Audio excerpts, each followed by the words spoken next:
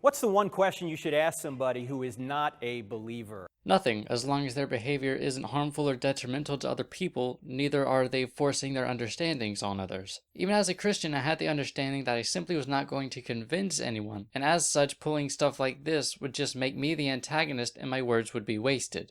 I think it's this. If Christianity were true, would you become a Christian?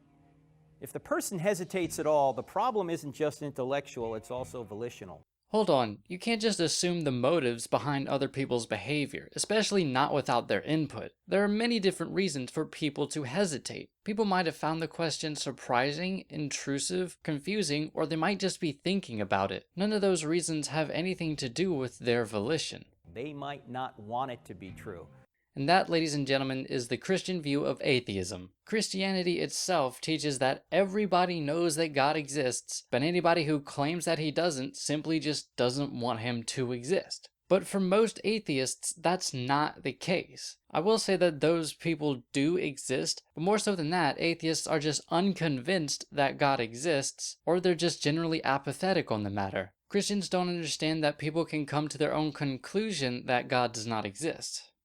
If Christianity were true, would you become a Christian? And on several occasions, I've had atheists yell back at me, "No!" I go, "No, wait, you claim to be an atheist, a beacon of reason. Never mind if atheism's true, reason doesn't exist. Because if atheism's true, if we're just molecules in motion, if we're nothing but moist robots, then we're not really reasoning anyway, we're just reacting." And that's wrong. Why?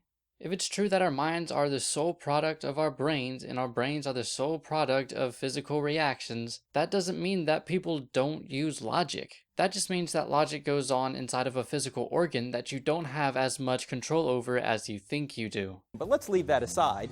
I ask you, if Christianity were true, would you become a Christian? And you say no. How's that reasonable? How's that rational? Well, it really depends on why they say that. Here's the thing. Christianity makes claims about reality that don't match up to contemporary understandings, and skeptics don't see convincing evidence that there is a God. Now, when you say if Christianity is true, are you saying that reality matches up to Christian views of it and there is evidence of a God? Or are you saying that we still live in the same reality with the same amount of evidence, but just with your deity? The answer to that question drastically changes the likelihood of whether or not I would become a Christian then. Because even if Christianity is true, I do not see evidence that it is. And I personally believe that if God exists, he's allowing me to disbelieve because of this.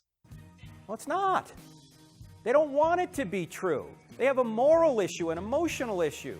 Again, you're assuming the motives behind somebody else's behavior, and you're not basing it on their input, but instead your prejudiced view of reality. In fact, let me tell you this, that most of the time on a college campus, evidence is not the issue. The elephant in the room is morality and accountability. People don't want Christianity to be true. Now, I don't know what it's like on a college campus, take that to me what you will, but maybe they just don't want to deal with religious zealots cramming beliefs down their throats. Why? Because they don't want there to be a God. They want to be God. They want to go their own way. They don't want to have a moral authority above them. Again, very few people have that justification for not believing in a God. Christians want that to be the case for every atheist because that confirms their beliefs, but they don't bother to check up on that with their local atheist.